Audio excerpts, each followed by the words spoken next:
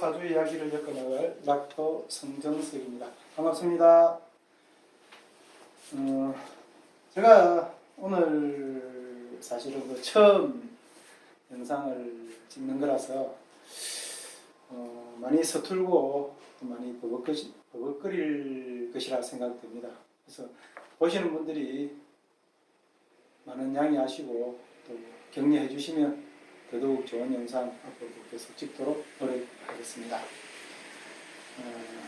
저는 앞으로 이 사주를 처음 접하시는 분들이나 또 이게 사주학에 뭐 같은 말이겠지만 발을 디디신 분들, 관심 있으신 분들이 좀 더 수월하게 공부해 나갈 수 있도록 당분간은 그 사주 기초학 강의를 할 생각입니다. 우리 공자께서는 그런 말씀을 하셨죠. 명을 모르면 군자가 아니다. 그래서 자기 명을 알면 우리가 살아가면서 무리한 욕심도 부리지 않고 또 뭐 어떤 무리한 상상도 하지 않고 그래서 편안하게 좀 더 훨씬 편안한 마음으로 자기 그릇에 맞는 생활을 할 수 있다면 훨씬 더 편안한 삶을 살 수 있지 않을까 그런 생각을 해봅니다. 그래서 오랜 시간 저는 뭐 약간 고시 공부처럼 열심히 한 건 아니지만 그래도 한 30여 년이라는 시간 동안 뭐 공부를 했습니다. 처음에 독학으로 공부를 시작을 했었는데 독학으로 하다 보면 어느 정도 한계가 있거든요.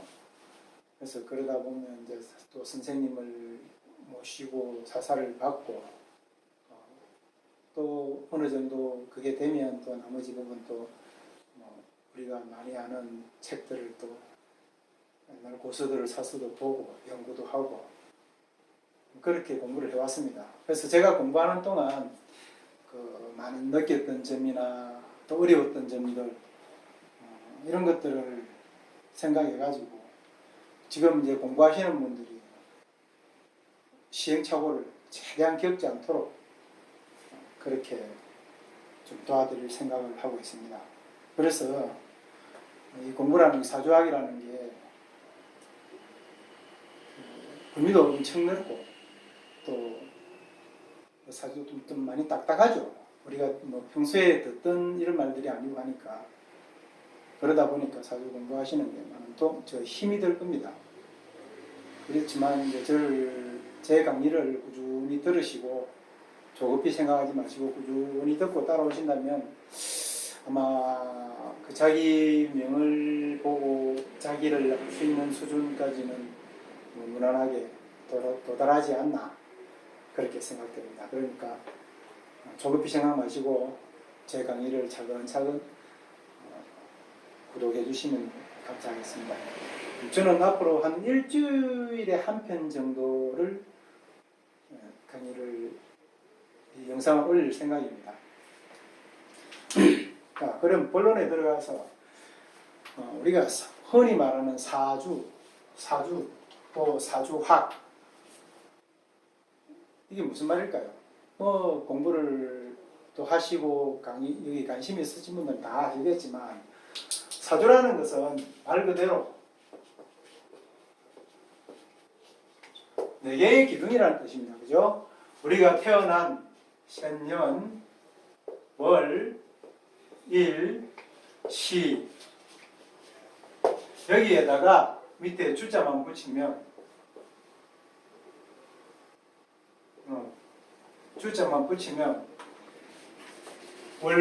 연주, 월주, 일주, 시주 이렇게 해서 사주라는 말이 나오는 겁니다. 그래서 사주, 우리가 흔히 말하는 사주, 팔자라는 것은 여기에 2자, 월에 2자, 일에 2자, 시에 2자 이렇게 해서 사주, 팔자, 8자, 사주,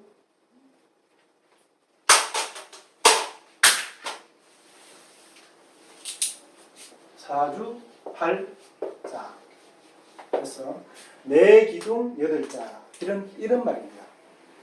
그래서 우리가 이 사주 사람이 태어난 생년월 일시를 가지고 사주 팔자를 세워서 우리 사주를 세워서 이 사주를 가지고 그 사람의 이제 운명 지내온 과거도 한번 돌이켜보고 또 앞으로 현재 지금 닥쳐 있는 상황도 한번 생각해보고 또 앞으로 우리가 어떤 형식으로 어떻게 어느 길로 가야 가장 현명하게 갈 것인가를 생각해보고 연구해보고 하는 것들이 이게 우리 사주학의 이제 요체가 될 수 있겠죠.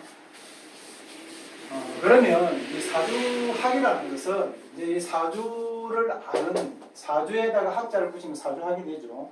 그래서 사주를 우리가 배우는 학문이다.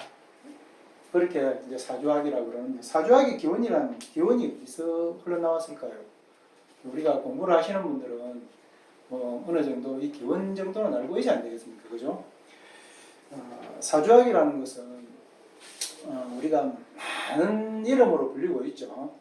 근데 사주학이라는 것은 역사를 이제 뿌리를 뜯어보면 고대 중국 사망시대 때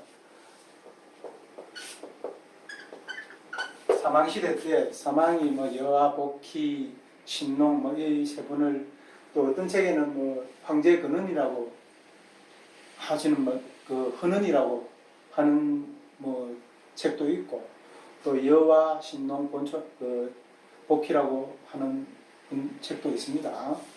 근데 그 어쨌든 이 사망시대에 아주 고대에 그 중국 항하강 유역에서 거북이 한 마리가 발견이 됩니다. 근데 그 거북이의 배에 그 사각 문양들이 이런 문양들이 새겨져 있는 어떤 그 거북이가 한 마리가 발견이 됩니다. 그래서 사람들이 이제 이게 뭔가 하고 궁금해하는 찰나에 또 그 중국 어느 도시에서 어느 강가에서 양피지가 한 장이 발견이 되는데 거기에 또 낙서라는 그 양피지가 한 장이 발견되는데 거기에도 여기와 비슷한 유사한 어떤 그런 그 문양이 그려진 그런 양피지가 발견이 됩니다. 그래서 요거를 우리는 이제 뭐 어떤 사람은 그 용마에서 그렇다 해서 용마도 하도라고 하기도 하고 뭐 양피지 거북이 또 어떤 사람은 자라배라고 그러기도 하는데 어쨌든 이걸 하도라 그러고 이걸 낙서라 그럽니다. 그래서 요거는 구공도 요거는 팔계도를 이야기합니다. 그래서 여기서 흘러나와서 이제 사람들이 이런 걸 보면서 이게 뭘 의미하는 것일까 연구를 하게 되겠죠. 우리 사람이라는 굉장히 호기심이 강한 동물이라서 뭔가 새로운 걸 보면 많이 연구를 하고 막 그러죠. 그래서 이제 연구를 합니다. 그 시대에 또 유명한 학자들이 나오겠죠. 그러다가 주나라가 이제 하나라, 은나라, 주나라 이렇게 나오잖아요. 이게 그 주나라 왕이 되기 전에 한 7년간 구금 생활을 하게 됩니다. 그래서 구금 생활을 하면서 그 감옥에서 이 하도와 낙서를 엄청나게 연구를 했다 그래요. 그래서 발견된 게 이제 그때 7년 만에 발간된 그게 주나라 역학. 그래서 주역이라는 게 나옵니다. 그래서 우리가 이제 흔히 옛날에 이거 명리학을 공부할 때는 주역을 모르면 명리학을 달통할 수 없다는 말이 있었거든요. 그래서 그 주역을 처음에부터 막 공부를 막 하고 그랬어요. 그래서 주역이라는 게 뭐 혹시 접해보신 분들이 있을랑가 모르겠지만 이게 이제 지금은 많이 점치는 쪽으로 발전이 많이 됐는데 주역이라는 학문이 굉장히 어렵습니다. 사실은 선생님이 없이 혼자서 독학을 한다거나 하는 게 거의 불가능에 가까울 정도로 사실 어렵습니다. 어쨌든 그 주역이 발견이 됩니다. 그 이후로 이제 또 그때 이제 주역이 발표되면서 또 많은 분들이 또 연구를 그 주역에 따라서 또 연구를 하고 했겠죠. 뭐든지 뭐 처음에 나오는 게 완전한 건 없으니까 그 완전을 위해서 또 보완을 하고 그렇게 하죠. 그것이 이제 그 이후에 그 전국시대에, 춘추 전국시대라는 말이 나오죠. 그 전국시대에 남독자라는 분이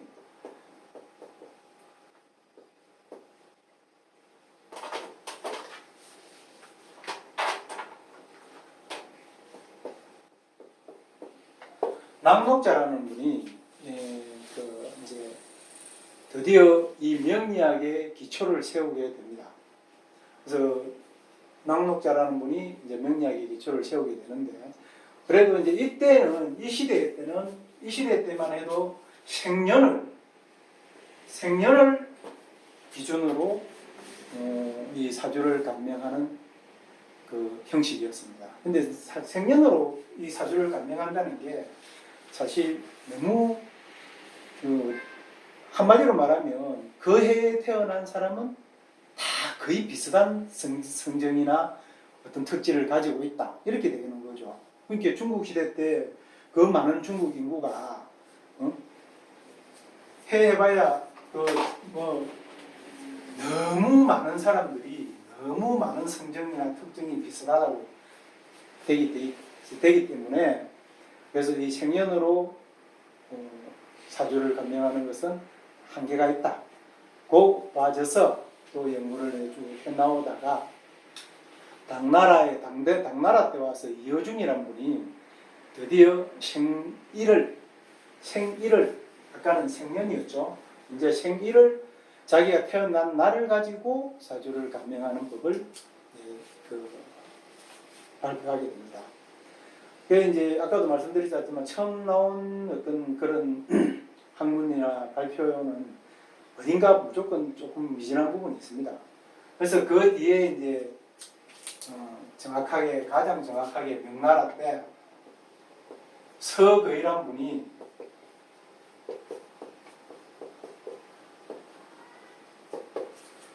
서거역이라고 읽을 수 있겠죠. 근데 이제 사람 이름을 읽을 때는 서거이 이렇게 읽으면 됩니다.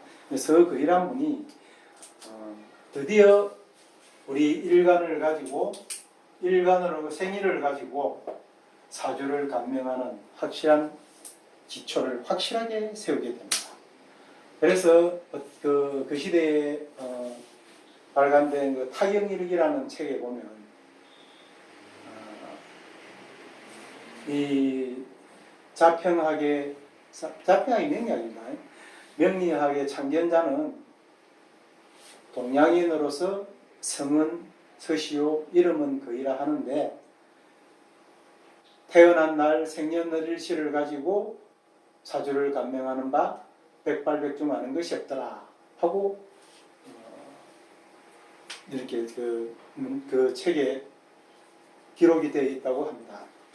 그래서 우리는 이제 이 서거이란 이 부분이 이제 이분이 고가 자평입니다. 자평. 그래서 우리가 서자평이라고도 보통 서자평이라고 말을 많이 합니다.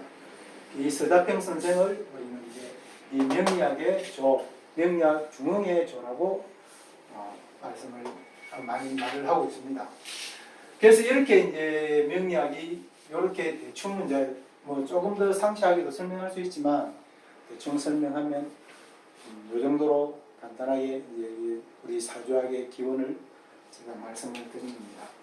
그래서 우리가 사주학이라는 것은 참 여러 가지 이름으로 불리고 있죠. 우리가 흔히 알고 있는 철학, 그 다음에 역학, 역술, 그 다음에 또 뭐라고 합니까? 추명학, 그 다음에 또 명리학, 그 다음에 또 자평학 이라고 부르는데 뭐 다 같은 이름입니다. 똑같은 이름입니다.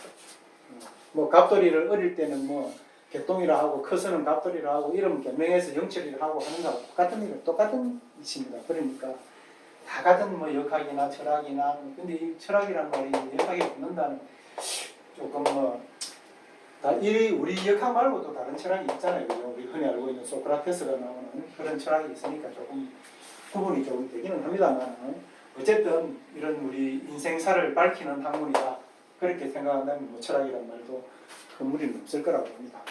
그래서 어쨌든 이 이름들이 제가 가장 정확한 이름은 자평학이 맞습니다. 자평학.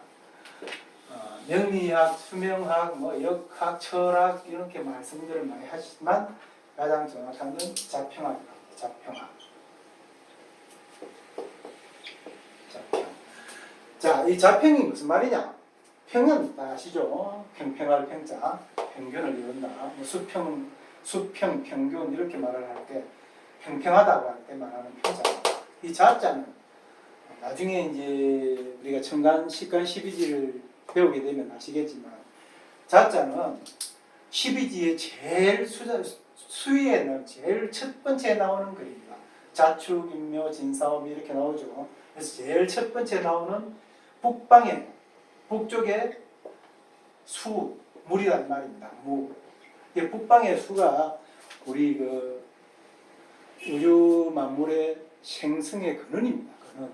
그래서 자평학을 자자를 물 숫자가 이렇게 물이 평평하다 이런 말이겠죠. 이렇게 물만큼 수평을 요하는 물질은 우주상에 없죠. 그래서 물은 어디 있으나 수평을 이룹니다. 그래서 우리 인간사를 굴곡진 인생사를 평평하게 편안하게 중용으로 이끌어가는 학문이 바로 이게 우리 사주학이고 자평학이고 명리학입니다. 그렇게 대충 이제 간단하게 이해해 주시면 되겠습니다. 지금은 그래서 나중에 이제 자체만 배우면서 심도 있게 조금 더 깊이 있게 들어갈 수 있겠죠. 자,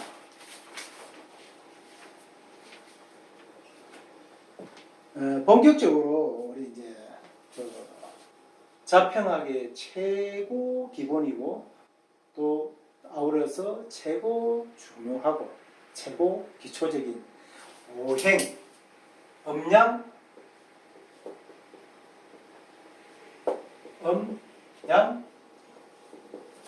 오행 너무 많이 들어보셨죠? 음양, 오행 너무 많이 들어보셨죠?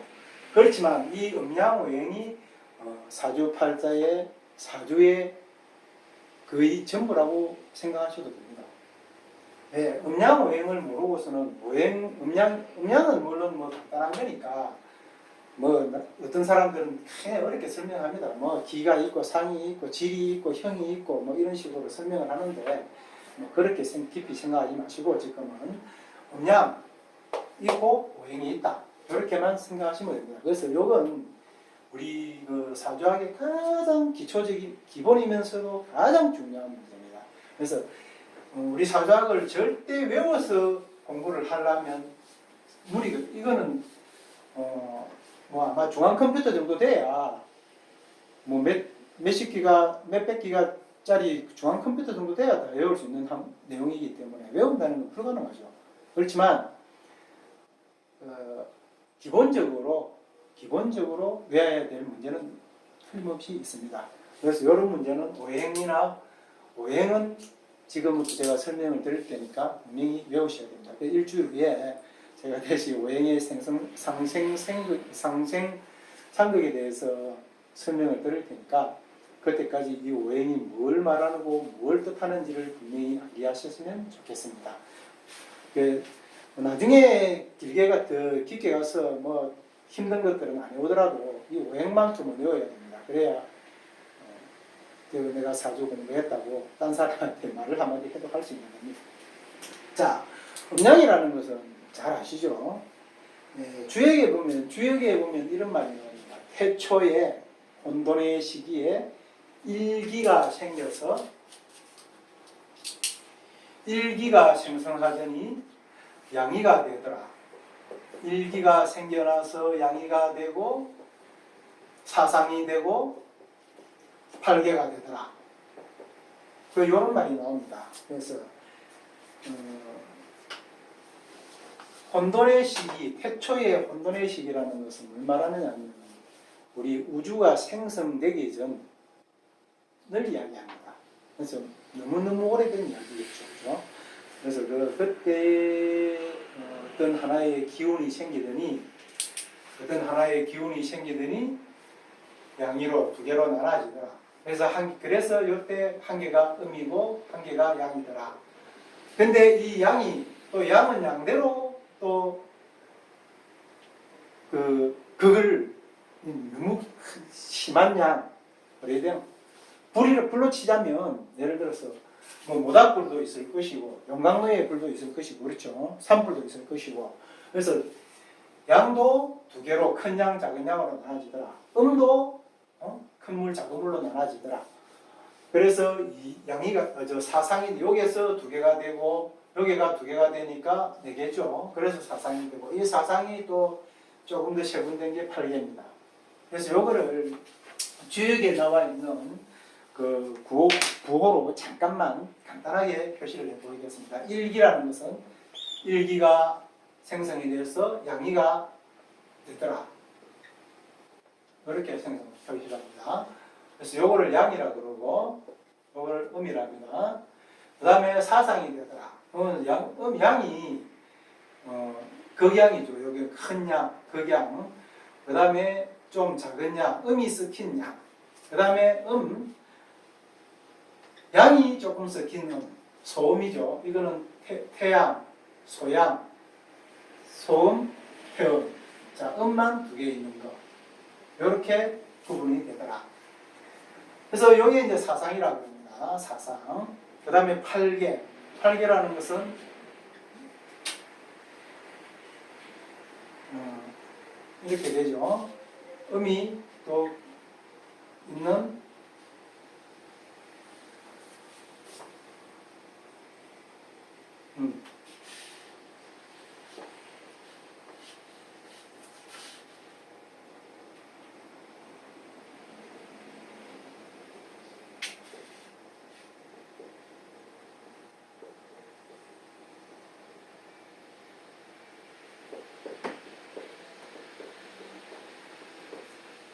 이렇게 이제 여기 8개로 나눠집니다. 그래서 우리는 보통 이걸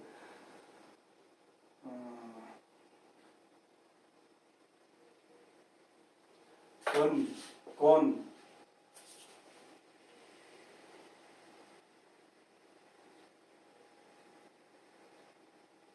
이진, 손, 감, 간, 곤이라고 합니다. 그래서 보통 우리가 태양에 태극기 이거 쓰죠. 금곤감리. 여기 곤입니다. 태. 죄송합니다. 태. 그래서 요거 해서 근공감리 이렇게 했습니다. 그래서 요거는 하늘을 뜻하는 거고 이는 불을 뜻하는 거고 감은 물을 뜻하는 거고 고는 땅을 뜻하는 겁니다. 그래서 이렇게 사상과 8개로 나눠지더라. 그래서 음양이라는 것은 나중에 이제 오행을 하시면 오행에서 이 사상하고 연계가 되어집니다. 음양이라는 것은 뭐 너무 많이 아시죠? 음양이라는 것은 양. 쉽게 말해서 요거는 그냥 연상을 태양으로 생각하시면 돼요. 태양.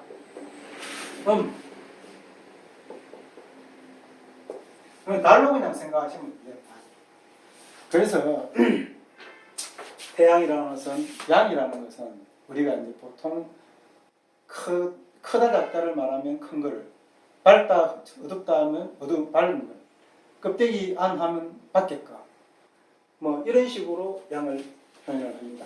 남자 여자 남자 그 다음에 왼쪽 오른쪽 왼쪽 그래서 양은 그렇게 보통 표시를 하고요. 음은 그 반대되는 개념이겠죠.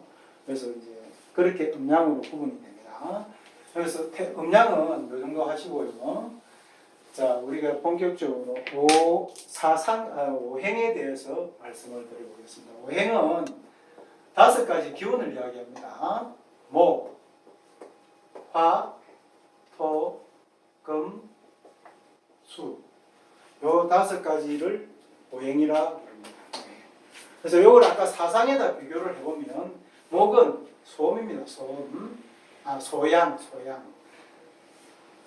여기 소양이었죠. 소양. 그 다음에 화는 태양.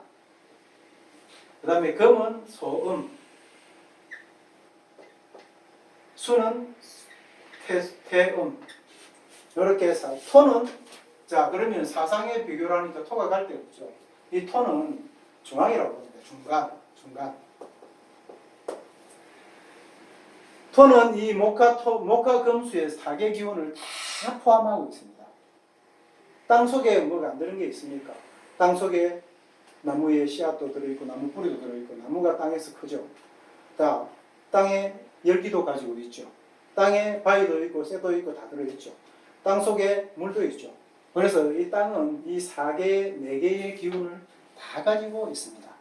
그래서 토는 어떤 사상에 어느 한 행에 어느 한 그 오행에 치우치지는 않습니다.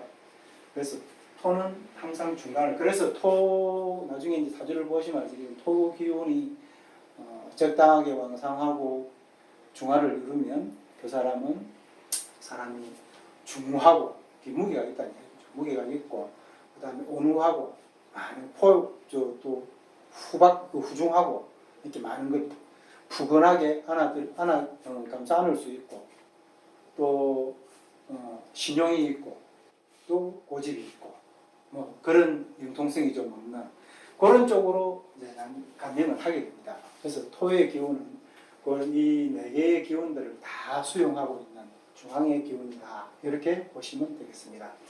그래서 이제 목이라는 것은 말 그대로 요 오행을 목화 토금수를 그대로 그냥 글자 그대로 외우시면 됩니다. 옛날 사람들이 이 사주학의 어떤 제목을 지을 때 그 한자를 여기 맞는 적절한 한자를 다 가져다 왔었어요. 이게 처음부터 뭐 불을 갖다가 화라 했겠습니까? 그죠? 물을 갖다가 수라 하는 이유가 많아요. 그렇지만 우리가 물이라고 배우고 물이라고 쓰니까 물인 거죠.